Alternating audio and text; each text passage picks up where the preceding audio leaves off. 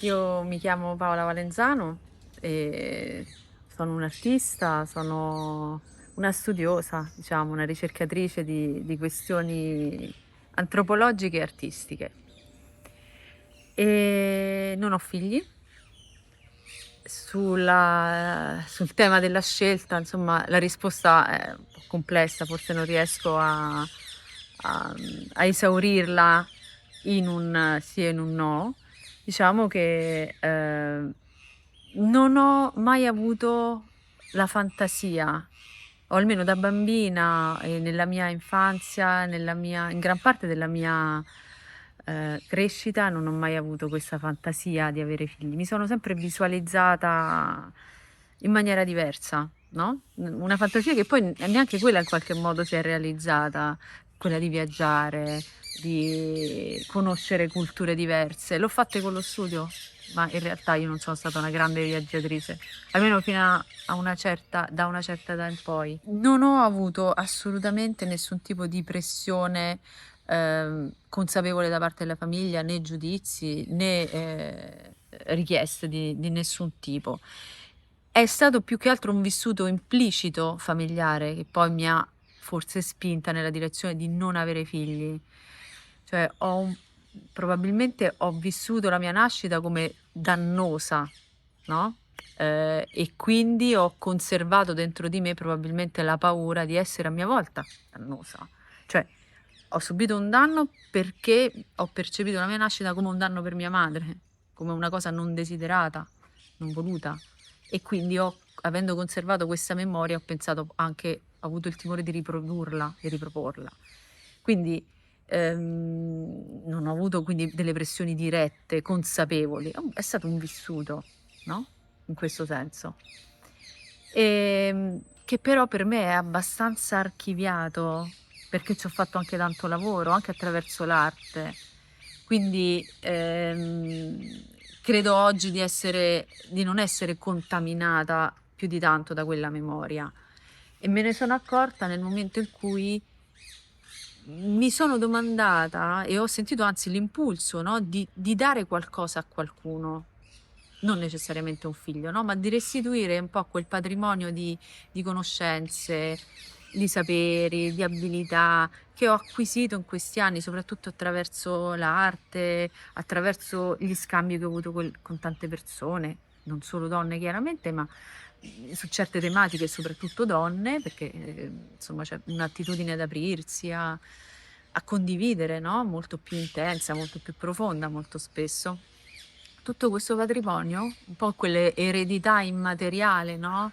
Cui fa anche cenno il film, no? Lunaticas, il documentario, per me è stato un tema a un certo punto, cioè che ci faccio? No? Ma non tanto gli oggetti, anche tutti quei libri che ho, no? Che per me sono patrimonio proprio di ricchezza, che mi piacerebbe poter condividere, no? Con qualcuno. E quindi da lì probabilmente si è sviluppata anche quest'idea, no? Di fare arte partecipativa, di sviluppare più quell'aspetto dell'arte relazionale per poter poi anche condividere appunto questo patrimonio immateriale, però ricchissimo, no?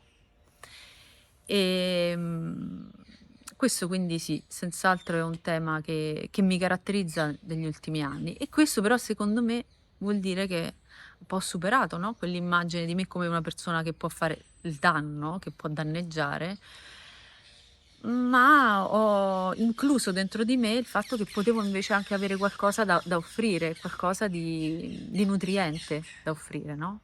E forse questo termine non è casuale rispetto al tema della maternità. Quello che mi ha fatto percepire come indesiderata, dannosa, è il fatto che io sia capitata nella vita di mia madre e in un momento anche complicato della sua vita, insomma.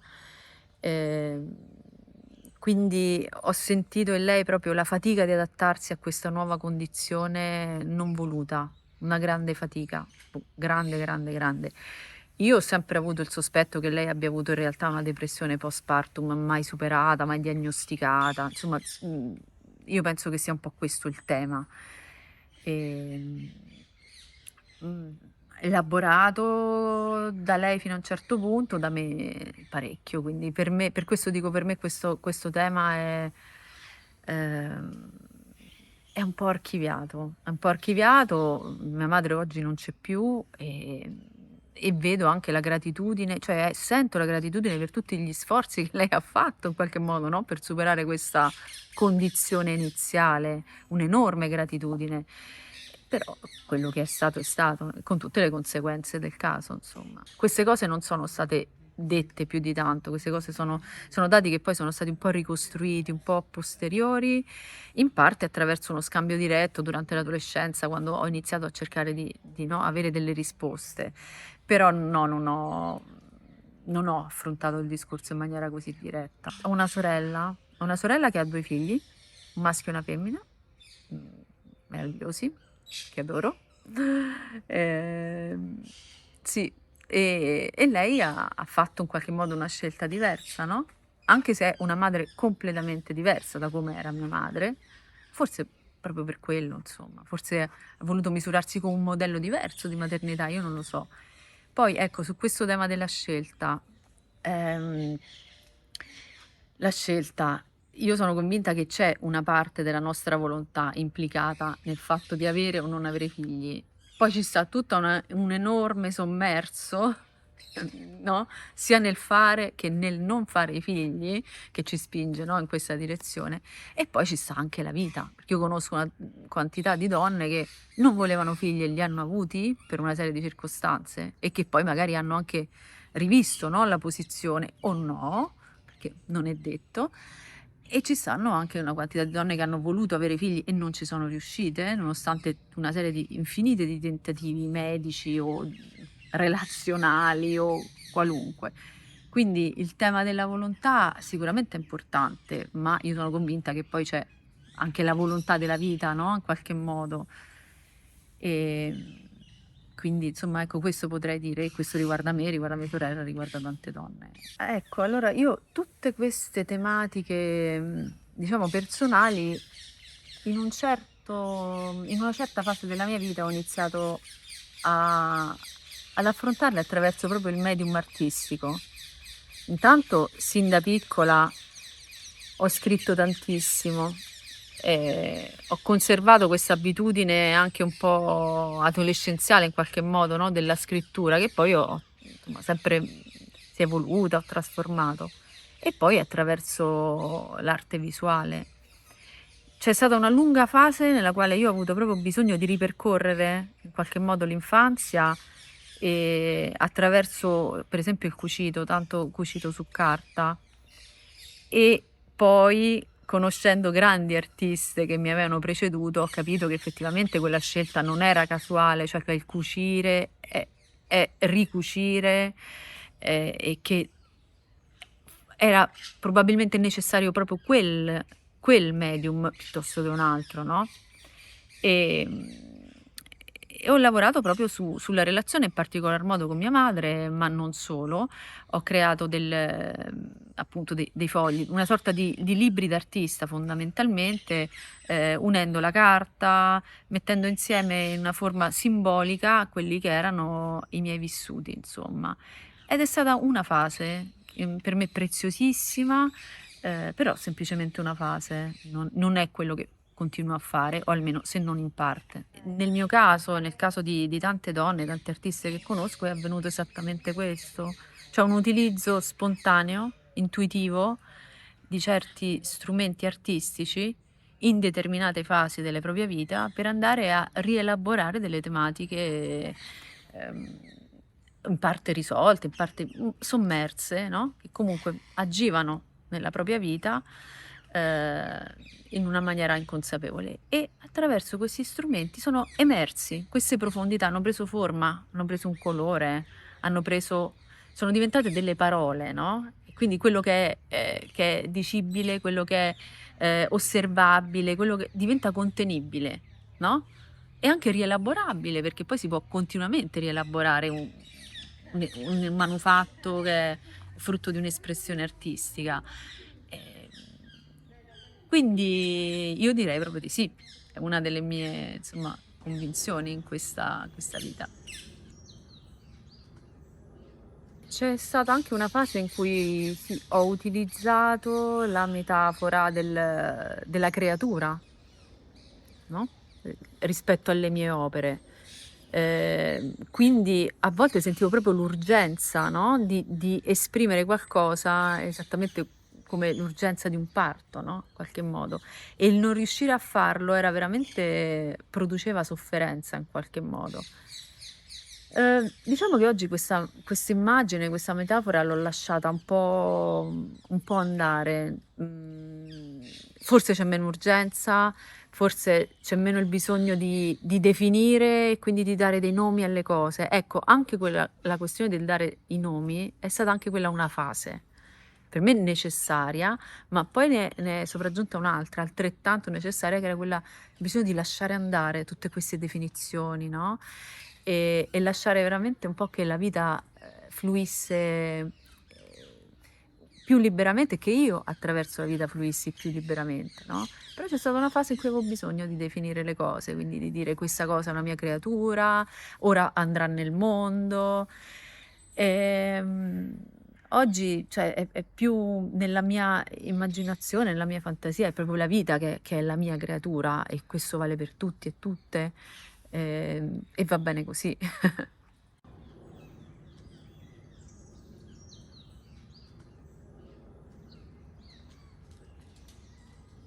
Tornando al tema insomma proprio dell'arte e dell'espressione artistica, per quanto mi riguarda nella mia storia personale, anche lì in una certa fase, anche lunga devo ammettere, fare arte è stato un modo per uscire dal mondo, no, cioè è tutto il mondo fuori, ci sto io, la mia espressione, ma, a un certo punto quella relazione tra me e il mio mondo interiore è diventata sterile, ma non perché il mio mondo interiore si sia esaurito, ma perché non aveva per me più senso continuare ad avere una relazione che non fosse poi una comunicazione anche. Quindi è nata in questo modo l'urgenza di dare una valenza anche più ampia, più collettiva al fare arte.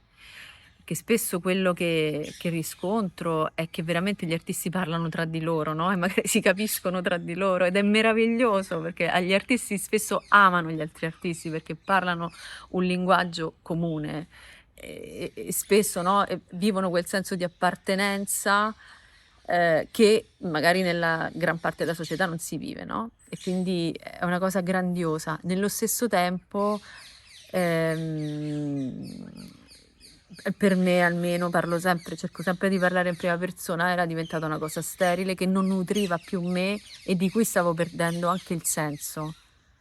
Cioè io oggi sono convinta che veramente possiamo un po' tutti e tutte potenziare le nostre risorse e integrare l'arte nella nostra vita. Cioè l'arte non deve essere più, secondo me, qualcosa che sta all'esterno, che noi ci limitiamo a osservare, no, di cui nutrirci è sempre un nutrimento, ma comunque passivamente. Noi possiamo fare esperienza di altri aspetti di noi che spesso non di cui non facciamo a volte esperienza per tutta la vita, no, quindi oggi l'arte per me va proprio veramente esperita mangiandola, facendola, condividendola, uscendo un po' da questo stato un po' protettivo in cui spesso l'artista si autocolloca, per difesa, ma insomma possiamo fare di più che difenderci, no, e basta.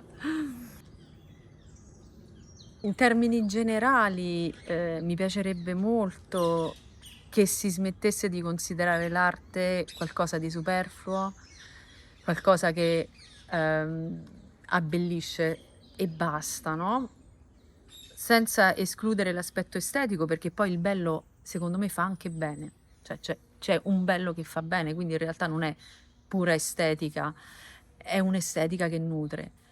Ma andando un po' oltre, vorrei che si capisse che è letteralmente essenziale. Cioè che c'è una parte di noi che letteralmente morirebbe se non ci fosse questo nel mondo. Noi probabilmente lo diamo per scontato perché in realtà siamo circondati letteralmente di arte.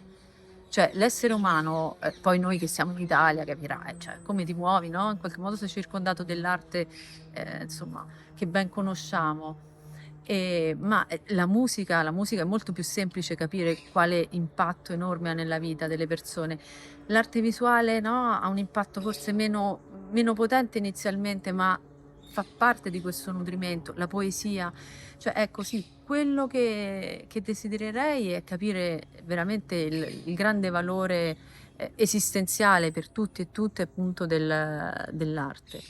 E poi che possa diventare uno strumento di libertà, no? Di maggior libertà, perché se la routine, se le abitudini, se la tendenza ad avere un pensiero circolare, ad avere a ripetere degli schemi, no? Nelle nostre vite è frutto di un automatismo. Noi come possiamo rompere questo automatismo? Proprio introducendo delle varianti, la casualità, introducendo l'arte, la creatività, ehm, rompendo non necessariamente con la lotta, ma anche con la delicatezza delle abitudini, contattando il nostro desiderio di poter essere altre cose, oltre a quelle che già conosciamo. E questa secondo me è la cosa meravigliosa che può darci effettivamente l'arte e l'apertura in generale verso la vita. Io il film me lo sono letteralmente mangiato. Ho preso gli appunti come a scuola, o lì, perché c'erano delle frasi che veramente mi risuonavano profondamente e raccontavano delle parti di me. E una in particolare mi aveva colpito, pur essendo frutto dell'esperienza diametralmente opposta a quella che ho fatto io, no, nella vita.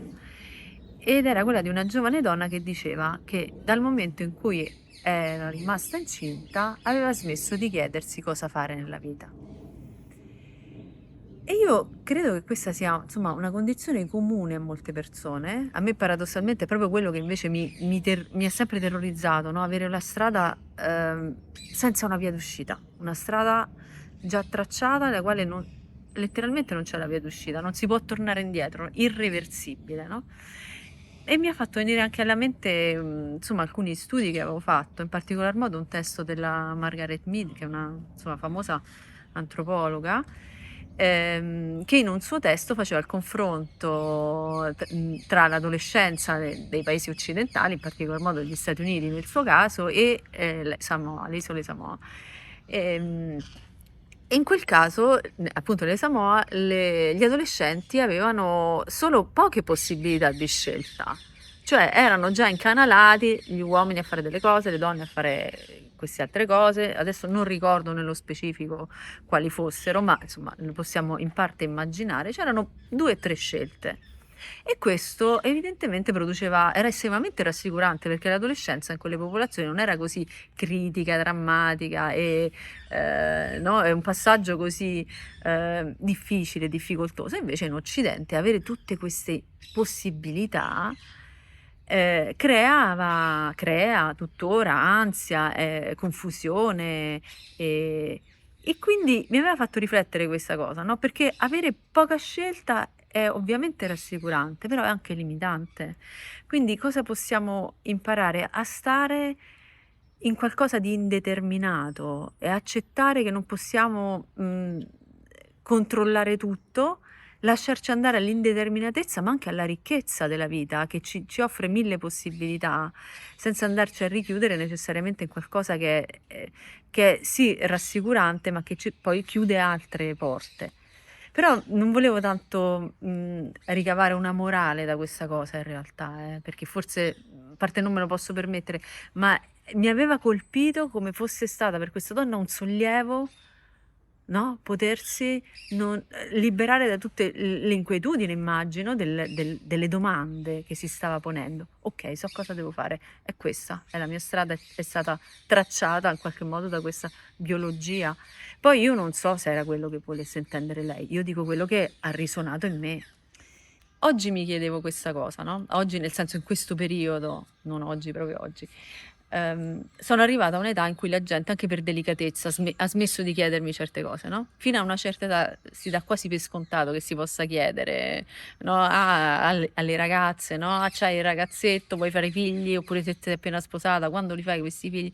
Io evidentemente ho raggiunto un'età in cui la gente per delicatezza evita proprio di chiedermi le cose, no? Ma forse dando per scontato che ci sia una sofferenza in questa mancanza. E allora io penso che sia necessario che ci siano tutte queste pluralità di voci che, insomma, tu stai raccogliendo, che il vostro progetto sta raccogliendo, per dimostrare che non c'è solo nella maternità gioia, nell'assenza di maternità sofferenza o mancanza. Cioè, io faccio una mia esperienza che è completa.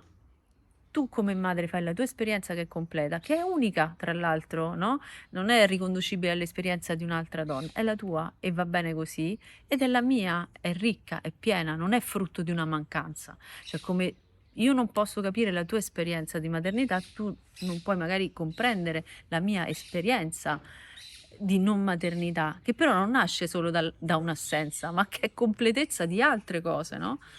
Quindi è molto importante, ritengo, dare spazio a queste voci che un po' vanno ad annullare, insomma, o quantomeno a ridimensionare questo stereotipo della donna, che quindi è meglio che non glielo chiedi perché poverina magari no, sta soffrendo. Io in questo momento non mi sento che sto soffrendo, insomma, non sento di star soffrendo per questa tematica. Mm, No, direi di no. E... E però ecco anche un'altra cosa che forse ci tengo a precisare è che penso che poi le cose siano molto sfumate, cioè io ho attraversato anche delle fasi in cui mi sono chiesta se li volevo, soprattutto no, nell'approssimarsi della famosa scadenza biologica, no? E lì c'è stata quella fase in cui effettivamente ho avuto un po' di pressioni dall'esterno, non tanto da chi mi era vicino, ma un po' più dai conoscenti, no? Il figlio fallo, perché quello comunque resta, no? I compagni magari vanno e vengono, quello ti resta, no? Come qualcosa proprio da patrimonio, no? Da possedere, come quasi un investimento. E me lo sono chiesto, onestamente io me lo sono chiesto, e però ogni volta la risposta era non a tutti i costi, cioè non ho mai pensato di volerlo a tutti i costi e questa è la risposta più autentica che sono riuscita a darmi. Poi se ci sono cose profonde, resistenze, cose, io non lo so, ci sarà sicuramente senz'altro, anche se credo di aver indagato parecchio, però la risposta più onesta che mi sono potuta dare non a tutti i costi e credo di essere stata onesta perché sono serena ora che non ci sono, quindi va bene così.